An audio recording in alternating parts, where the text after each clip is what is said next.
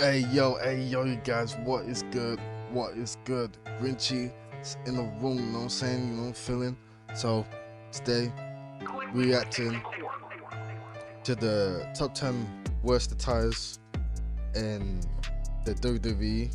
So, if you guys want to see me react to some more, like, top 10 stuff, leave a like, comment, subscribe, and yeah, roll that intro.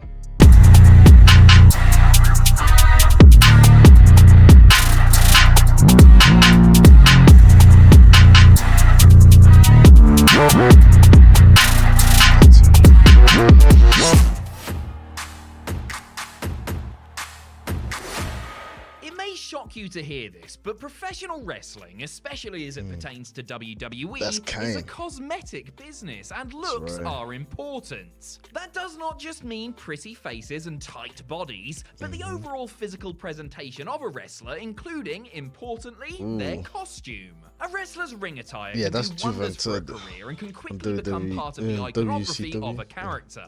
Think of the Ultimate Warrior and Randy Savage and all of their neon extravagance, or conversely, the Undertaker's almost exclusive. Yeah, that Undertaker look was the classic one, I think. Yeah, it's the first look. Yeah. Exclusively black garments. It's clearly a crucial part of the package and can go some way to determining a wrestler's fate. Dress for the job you want, not the job. The thing is, with this, I like recognize like all of these superstars, man. Like.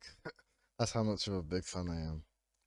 You have and all that, which in this case I suppose means you better put on those yellow and red trunks, brother. Sometimes wrestlers who, let's face it, are not exactly well known for their fashion sense will get it horribly wrong, either via their own design or with something that is given to them by management. Usually ring gear looks somewhere between spectacular and nondescript, but often there are tights, boots, singlets, vests and trunks that would take 10 Trini and Susannas to sort out. I'm Adam Pachisi from Cultaholic Wrestling, and these are the 10 worst WWE wrestler attires ever. Join us.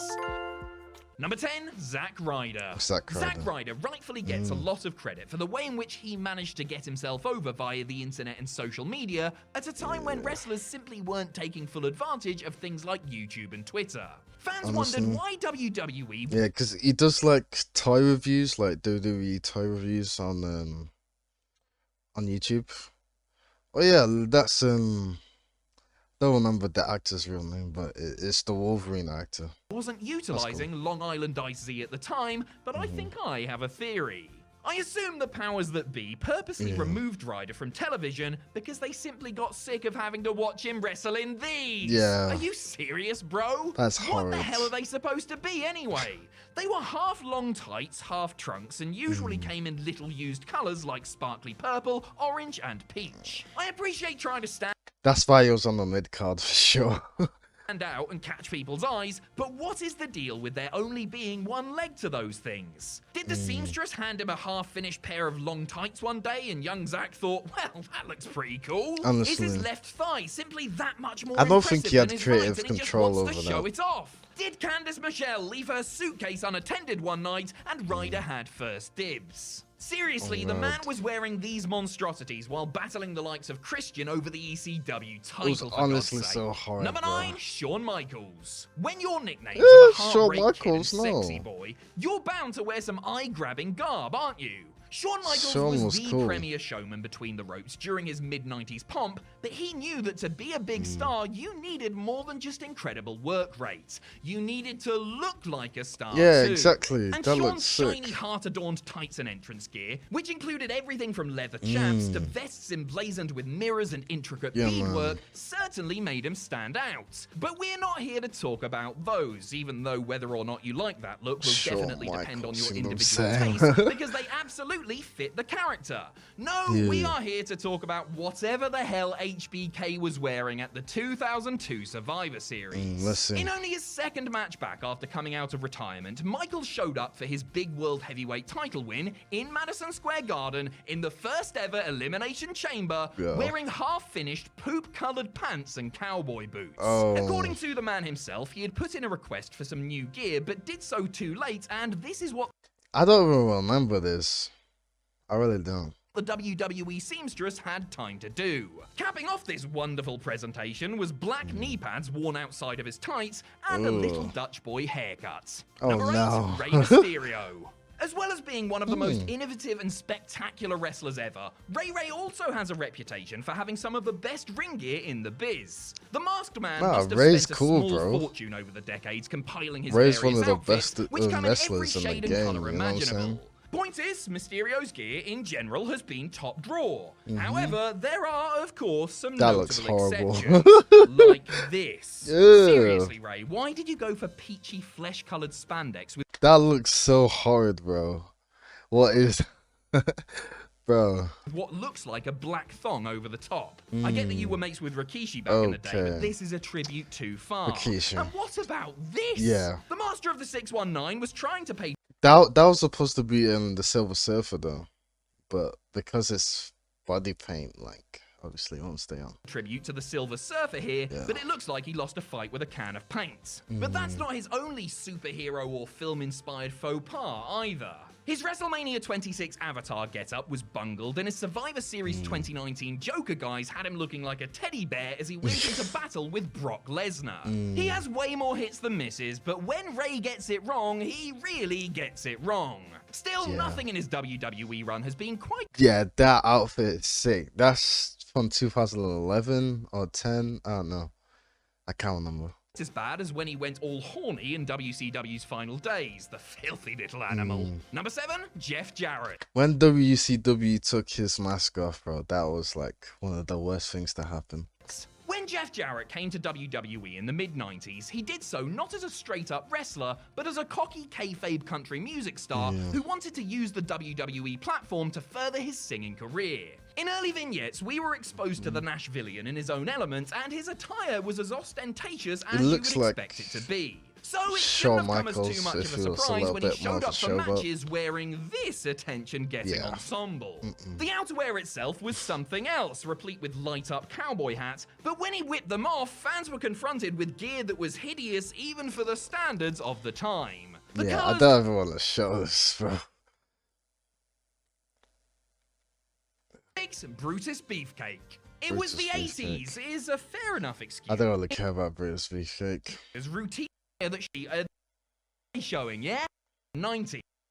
With this never going to a competition. American Dream was homely and pudgy, but it didn't matter because he had overwhelming charisma and we used to WO. Most not just a case of, but I don't want to do him disservice, man.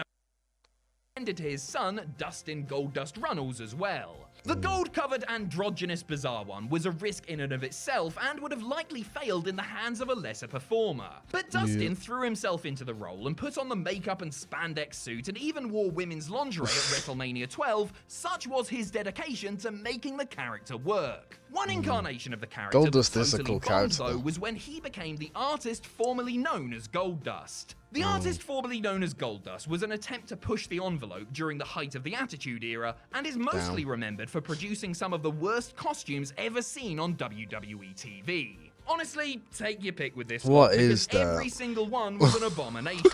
What is that, bro? Bro, oh my god. I'm so glad I don't remember this.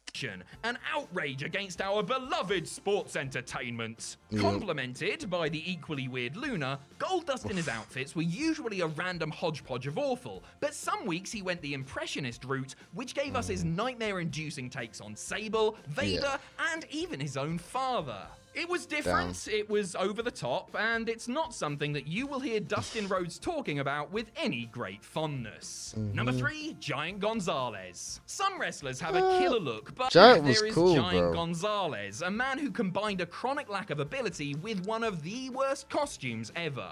Gonzalez was very big and had some prior wrestling experience, though not a lot, and was brought into WWE to be an attraction. The Undertaker tasked with getting something out of him. While the matches were predictably rotten, I personally couldn't concentrate on the crap action that was taking place in the ring. And why is that? It wasn't because that I bad. couldn't take my eyes away from the Giant's padded bodysuit. It was quite simply ghastly. Look at it. It had airbrushed muscles and was all sinewy, and even had the wonderful detail of painted-on pubes. A rather pitiful attempt to make up for the real man's frail body, the suit did more harm than good and just made what was supposed to be a formidable heel come across as a joke. There were a few different variations of the attire, and each one of them was awful. Gonzalez was never going to stick around long term and basically only had his freakish size going for him. Like, he was only a tall, like, type person. He wasn't like a heavy lifter or anything.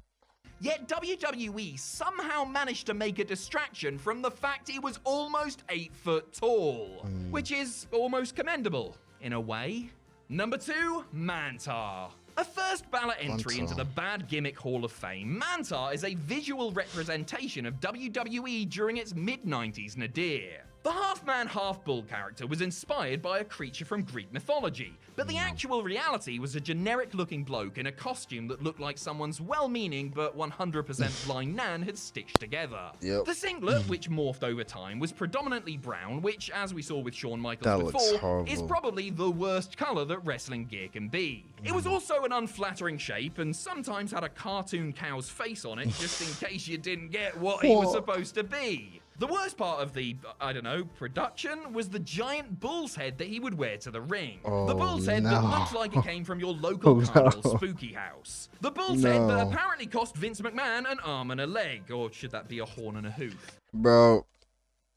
Oh, God. I didn't even know this person existed, like, this character. The bull's head that was so large and cumbersome that it wouldn't fit through the ring ropes and kept falling off poor old Mantar's actual human head. Lame, insulting, and poorly presented, Mantar was total and utter bull plop. Number 1, Bastion Booger. You would never guess it based on the character he portrayed in WWE, but Mike Shaw was actually a respected journeyman who had put on brilliant matches everywhere from Saskatoon to Mexico City before he became first Friar Ferguson and then Bastion Booger. As the Mad Monk, Shaw's body was concealed with a traditional robe. That's a fall from grace, bro. But as the slovenly Booger, WWE decided that he needed to show as much skin as possible. And we would all like to say a hearty thank you to WWE for that one, because Bastion Booger's ring gear was an eyesore, a revealing grey singlet that was supposedly given to him as a punishment for his weight. Shaw himself didn't like the character or the Jeez, bro. outfits, and who can really blame him? He had to go out there gorging on disgusting, fatty foods while wearing what looked like little more than a few strips. What do you mean? This is horrible, bro. What the hell? That's mad. That is mad. Strips of electrical tape. Obviously, the idea here was to disgust, and on that front, mission accomplished. Booger was obese and yeah, let's not see that guy. Yeah, let's not do that. So, if you guys want to see more, if you guys want to see more of this type of content, just leave a like, comment, subscribe, and yeah, I'll see you guys in a bit.